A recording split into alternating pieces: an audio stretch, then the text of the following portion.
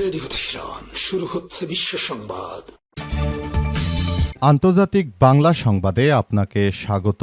আমাদের হাতে এসে পৌঁছেছে ইরান ইসরায়েল যুক্তরাষ্ট্রের যুদ্ধের সর্বশেষ গুরুত্বপূর্ণ সবথেকে তাজা আপডেট সংবাদ আপনাদের জানিয়ে দিব। প্রথমেই জানাবো সবথেকে দুঃখজনক একটি সংবাদ। ইরান যুদ্ধবিরতি করতে রাজি হয়নি, ভেঙে গেল যুদ্ধবিরতি, আবারও ভয়াবহ পাল্টাপাল্টি হামলা শুরু। হরমুজ ইস্যুতে সৌদি যুবরাজের সঙ্গে চীনা প্রেসিডেন্টের ফোনালাপ। আমেরিকা অনেক চেষ্টা করেও ইরানকে রাজি করাতে পারেনি যুদ্ধবিরতি করানোর জন্য। পরিস্থিতি এখন অনেক বেশি খারাপ অবস্থায় চলে গেছে। মার্কিন যুক্তরাষ্ট্র কোনোভাবে ইরানের সঙ্গে পেরে উঠছে না, তাই তারা এখন হরমুজ প্রণালীতে নৌ অবরোধ দিয়ে রেখেছে। তবে এখান থেকেই তৃতীয় বিশ্বযুদ্ধ শুরু হয়ে যেতে পারে। এরপর জানাবো হুমকির মুখে কোনো আলোচনা মানা হবে না, ইরানের পার্লামেন্টের স্পিকারের হুঁশিয়ারি। ইরানকে কেন্দ্র করে যুক্তরাষ্ট্র ইসরায়েলের মধ্যে ঘোষিত যুদ্ধবিরতির মেয়াদ শেষ হওয়ার পথে, তবে নতুন কোনো শক্তি আলোচনার বিষয়ে এখনও নিশ্চিত তথ্য পাওয়া যায়নি। ইরান জানিয়েছে যে হুমকি ধামকিতে পড়ে তারা কোনো ধরনের এই কার্যক্রম থেকে সরে দাঁড়াবে না।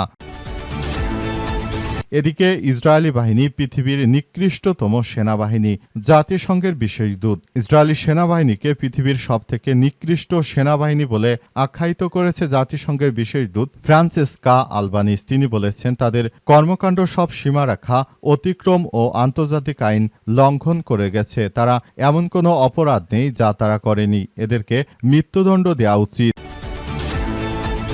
এবারে জানাবো এক ইরানি মির্জাফরের ফাঁসি। ইসরায়েলের গোয়েন্দা সংস্থা মোসাদের সঙ্গে সংশ্লিষ্টতা এবং ইরানের বর্তমান যারা সরকার রয়েছে তাদের বিরুদ্ধে ষড়যন্ত্র করা এবং ইরানের বিভিন্ন মসজিদে আগুন দেওয়ার মূল হোতা এক ইরানি মির্জাফরের ফাঁসি কার্যকর করছে ইরানের ইসলামী বিপ্লবী গার্ড বাহিনীর সদস্যরা। জানা গেছে ইসরায়েলের গোয়েন্দা সংস্থা মোসাদের সঙ্গে তার নিবিড় যোগাযোগ রয়েছে। জানুয়ারিতে বিক্ষোভের সময় মসজিদে অগ্নিসংযোগের অভিযোগে ওই ব্যক্তির মৃত্যুদণ্ড কার্যকর করেছে ইরান। দেশটির বিচার বিভাগ গণমাধ্যম মিজান জানিয়েছে মৃত্যুদণ্ডপ্রাপ্ত ব্যক্তির নাম আমির আলী মির্জাফারি। তিনি বাংলাদেশের সেই মির্জাফরের মতোই আর একজন মির্জাফর ছিলেন। তবে বাংলাদেশের মির্জাফর ব্রিটিশদের সঙ্গে তিনি ষড়যন্ত্র করে বাংলাদেশিকে বিপদে ফেললেও এই মির্জাফর ধরা পড়ে গেছে ইরানের সেনাবাহিনীর হাতে। এবং সর্বশেষ জানাবো দৌলতপুরে দুষ্কৃতকারীদের গুলিতে বিএনপির স্বেচ্ছাসেবক দল নেতার মৃত্যু, আহত অন্তত 10। কুষ্টিয়ার দৌলতপুরে দুষ্কৃতদের এলোপাতারি গুলিতে বিএনপির স্বেচ্ছাসেবক দলের এক নেতা গুলিবিদ্ধ হয়ে মারা গেছে, পাশাপাশি অন্তত 10 জন গুরুতরভাবে আহত হয়েছে। আজ উপজেলার মরিচা ইউনিয়নের মাঝদিয়ার গ্রামে এই হামলা ও গুলিবর্ষণের ঘটনা ঘটে। প্রিয় দর্শক, এতক্ষণ শুনছিলেন সংবাদ শিরোনাম, এবারে বিস্তারিত। তবে তার আগে বন্ধুরা অনুরোধ থাকবে এই সংবাদটিতে একটি লাইক দিন। এই চ্যানেলে আপনি নতুন হয়ে থাকলে আমাদের সংবাদটি দেখতে দেখতে চ্যানেলটি সাবস্ক্রাইব করে রাখুন। কমেন্ট করে বন্ধুরা আপনার মূল্যবান মতামত জানিয়ে দিন আপনি বিশ্বের কোন দেশ থেকে বা বাংলাদেশের কোন স্থান থেকে আমাদের সংবাদটি দেখছেন এবং শুনছেন। আর বন্ধুরা সংবাদটি আপনার সোশ্যাল মিডিয়া ফেসবুকে শেয়ার করে বন্ধুদেরও দেখার সুযোগ করে দিন। গাজা যুদ্ধে আপনি যদি নিরীহ ফিলিস্তিনিদের ভালোবেসে থাকেন কমেন্টে ইয়েস লিখে পুরো বিশ্বকে আমাদের এই সংবাদটি দেখার সুযোগ করে দিন। আর বন্ধুরা আমাদের এই সংবাদটি আপনার সোশ্যাল মিডিয়া ফেসবুকে শেয়ার করে দিন, যাতে করে আপনার বন্ধু বান্ধবরা আমাদের এই গুরুত্বপূর্ণ আপডেটটি জানতে পারে। আর কমেন্টে ইয়েস লিখে পুরো বিশ্ববাসীকে জানিয়ে দিন আপনি নিরীহ ফিলিস্তিনিদের পক্ষে রয়েছেন। হরমুজ ইস্যুতে সৌদি যুবরাজের সঙ্গে চীনা প্রেসিডেন্টের ফোনালাপ। সৌদি আরবের যুবরাজ মোহাম্মদ বিন সালমানের সঙ্গে ফোনালাপ করেছেন চীনের প্রেসিডেন্ট শি জিনপিং। এর সময় হরমুজ প্রণালী দিয়ে জাহাজ চলাচল স্বাভাবিক রাখার আহ্বান জানিয়েছেন শি জিনপিং। তিনি জানিয়েছেন যে হরমুজ প্রণালী নিরাপদে রাখার জন্য আমাদের এখনই আরও বড় ভূমিকা পালন করতে হবে। তিনি আরও জানিয়েছেন যে হরমুজ প্রণালী অত্যন্ত গুরুত্বপূর্ণ একটি বিষয়। হরমুজ প্রণালী দিয়ে আমাদের জাহাজ চলাচলের ছাড়ার কোনো বিকল্প আমাদের এই মুহূর্তে হাতে নেই। সুতরাং আমরা মনে করি যে এই মুহূর্তে আমাদেরকে অবশ্যই এসব বিষয় খুবই গুরুত্ব সহকারে কাজে লাগাতে হবে। সে সময় চীনের পক্ষ থেকে আরও জানানো হয়েছে যে চীন চায় সৌদি আরবকে নিয়ে একটি শান্তিপূর্ণভাবে আলাদা একটি জোট গঠন করতে। সৌদি আরবের উচিত মার্কিন যুক্তরাষ্ট্রের যে জোটে তারা রয়েছে বর্তমান, এই জোট থেকে তাদেরকে সরে দাঁড়ানো উচিত, যাতে করে ভবিষ্যতে আরও ভালো কিছু হয় এবং তারা ভালো কিছু করতে করতে পারে এমন একটি বিষয় তারা সামনে নিয়ে এসেছে।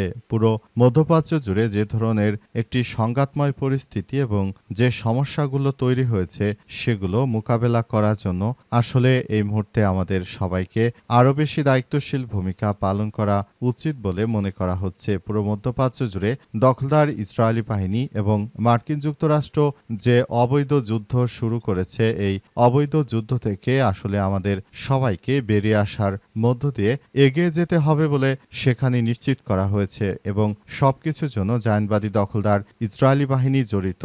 চীন সৌদি আরবকে আরও বিভিন্ন বিষয় নিয়ে পরামর্শ দিয়েছে এবং কিভাবে সৌদি আরবের উচিত এই ইরানের বিরুদ্ধে যুদ্ধে না জড়ানো, বরং সবকিছু নিয়ে তারা একসাথে যাতে সবকিছু করতে পারে এমন একটি বিষয় যেন সামনে আসে, এসব বিষয় নিয়ে তারা একসঙ্গে যেন কাজ করতে পারে, এসব বিষয় দেখভাল করার মধ্য দিয়ে যেন এগিয়ে যাওয়া যায়, এসব বিষয় তারা খুবই গুরুত্ব সহকারে কথা বলেছে। হরমুজ প্রণালী অত্যন্ত গুরুত্বপূর্ণ ইস্যু এবং হরমুজ প্রণালী দিয়ে সৌদি আরবের জাহাজ যেন নির্বিঘ্নে চলাচল করতে পারে সেজন্য পাকিস্তান এবং ইরানের সঙ্গে কথা বলবে চীন, যাতে করে সৌদি আরবের কোনো জাহাজ যেন আটক করা না হয়। তবে মূল বিষয়টি আসলে কি হতে চলেছে সে সম্পর্কে এখনো কেউ কোনো সদুত্তর দিতে পারেনি। হুমকির মুখে কোনো আলোচনা মানা হবে না, ইরানের পার্লামেন্ট স্পিকার। ইরানের পার্লামেন্ট স্পিকার বাঘের গালিবাফ জানিয়েছেন যে আমরা কোনরূপ হুমকি ধামকির মুখে আসলে এই অত্যাচার সহ্য করব না।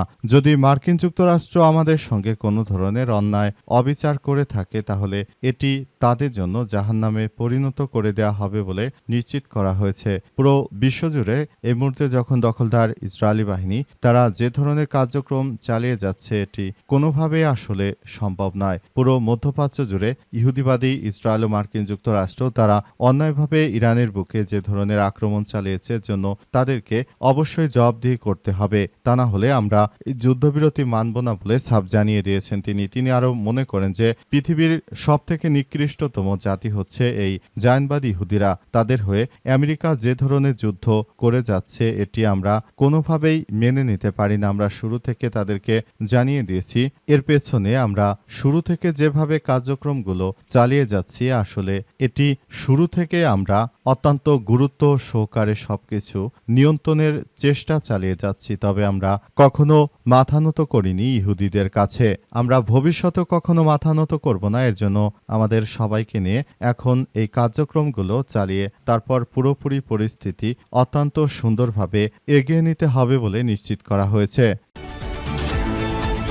ইসরায়েলি সেনাবাহিনী পৃথিবীর নিকৃষ্টতম জাতিসংঘের বিশেষ দূত। ইসরায়েলি সেনাবাহিনীকে পৃথিবীর সবথেকে নিকৃষ্টতম একটি বাহিনী হিসেবে উল্লেখ করেছে জাতিসংঘের বিশেষ দূত। তারা জানিয়েছে যে পৃথিবীতে যত সেনাবাহিনী রয়েছে তাদের মধ্যে সবথেকে নিকৃষ্ট বাহিনী হচ্ছে ইসরায়েলের কুখ্যাত সন্ত্রাসী বাহিনী। এরা সেনাবাহিনী নয়, এরা হচ্ছে সন্ত্রাসী বাহিনী। কারণ এই সন্ত্রাসীরা যেভাবে নিরীহ ফিলিস্তিনিদের উপর অত্যাচার করেছে হামলা, তারপর তাদের উপর এমন কোনো অত্যাচার নেই যেটি তারা করে এই দখলদারদের বিরুদ্ধে এখনই সবাইকে এগিয়ে আসা উচিত বলে মনে করে তারা। সারা বিশ্বটাকে যারা শাসন করতে চায় তারা হচ্ছে এই জায়নবাদী, কিন্তু এদের জনসংখ্যা খুবই সীমিত, মাত্র এত কয়েকজন মানুষ দিয়ে তারা পৃথিবীতে ত্রাসের রাজত্ব কায়েম করতে চায়। এরা যুক্তরাষ্ট্রকে ফান্ডিং দিয়ে যুক্তরাষ্ট্রের সরকারগুলোকে প্রভাবিত করে কিভাবে তারা মুসলিম দেশগুলোর উপর তারা এই ধরনের অত্যাচার করতে পারে এবং এই অত্যাচারের পরিমাণ কিভাবে আরো তীব্র থেকে তীব্র আকারে করা যায়, এসব বিষয়গুলো নিয়ে তারা ভবিষ্যতের দিকে এগিয়ে যেতে পারে। সব বিষয় নিয়ে তারা ইতিমধ্যেই কাজ করতে শুরু করেছে। পুরো মধ্যপ্রাচ্য জুড়ে দখলদার ইসরায়েলি বাহিনী যে ধরনের কার্যক্রমগুলো চালিয়ে যাচ্ছে এটা কোনোভাবেই আমাদের পক্ষে বোঝা সম্ভব হচ্ছে না। এদেরকে একদম মাটির সঙ্গে মিশিয়ে দেওয়ার জন্য এই মুহূর্তে আমাদের সবাইকে আরো বেশি দায়িত্বশীল ভূমিকা পালন করতে হবে। পরিস্থিতি যতই জটিল হোক না কেন দখলদারদের বিরুদ্ধে ইরানকে সর্বাত্মকভাবে কাজ করে যেতে হবে। এক ইরানি মির্জাফরের ফাঁসি। ইসরায়েলের গোয়েন্দা সংস্থা মোসাদের সঙ্গে সংশ্লিষ্টতা এবং জানুয়ারিতে বিক্ষোভের সময় একটি মসজিদে অগ্নিসংযোগের অভিযোগে এক ব্যক্তির মৃত্যুদণ্ড কার্যকর করেছে ইরান। দেশটির বিচার বিভাগের সংবাদ মাধ্যম মিজান জানিয়েছে মৃত্যুদণ্ডপ্রাপ্ত ব্যক্তির নাম আমির আলী মীর জাফারি। তার বিরুদ্ধে তেহরানের কোলহাক মসজিদে অগ্নিসংযোগ এবং রাষ্ট্রবিরোধী কার্যক্রম পরিচালনার অভিযোগ আনা হয়েছে। মিজানের প্রতিবেদনে বলা হয়েছে যে ইরানের সুপ্রিম কোর্ট তার মৃত্যুদণ্ড বহাল রেখেছে এবং আজ ভোরেই সে রায় কার্যকর করা হবে। উল্লেখ্য, জানুয়ারিতে ইরানের বিভিন্ন ইস্যুতে বিক্ষোভ চলাকালে রাজধানী তেহরান সহ বিভিন্ন স্থানে উত্তেজনা ছড়িয়ে পড়ে এবং সেই প্রেক্ষাপটে নিরাপত্তা সংশ্লিষ্ট নানা অভিযোগে একাধিক ব্যক্তিকে গ্রেপ্তার করা হয়। তথ্যসূত্র আল জাজিরার। এই ব্যক্তিগুলো তারা তখন ইরানে জাতীয় মসজিদগুলোতে ঢুকে তারপর আগুন ধরিয়ে দিয়েছিল। বিক্ষোভকারীরা তারা বিভিন্ন মসজিদগুলোতে ঢুকে তারপর আগুন ধরিয়ে পরিস্থিতিকে ঘোলাটে করার চেষ্টা করেছিল। তারা ইরানের সরকারের শাসন ব্যবস্থাকে পছন্দ করত না এবং ইরানের সরকার ব্যবস্থাগুলো ভেঙে ফেলার জন্য বড় ধরনের একটি উস্কানিমূলক কর্মকাণ্ড পরিচালিত করছিল। কিন্তু শেষ পর্যন্ত তাদের আর শেষ রক্ষা হয়নি। তাদেরকে যেখানেই পাওয়া গেছে সেখানেই তাদেরকে তছনছ করে দেওয়া হয়েছে। পরিস্থিতি খুবই ভয়াবহ আকার ধারণ করার মধ্য দিয়ে এগিয়ে গেছে এবং এই সমস্যাগুলোকে তারা আইডেন্টিফাই করেছে। অবশেষে এদেরকে ধরে ধরে তারপর ফাঁসির রশিতে ঝুলানো হচ্ছে। যারাই মির্জাফর হিসেবে সরকারের বিরুদ্ধে আচরণ করবে, এদের বিরুদ্ধে বড় ধরনের কার্যক্রম গড়ে তোলার মধ্য দিয়ে মূলত সরকারগুলো তারা এগিয়ে চলেছে বলে নিশ্চিত করা হয়েছে।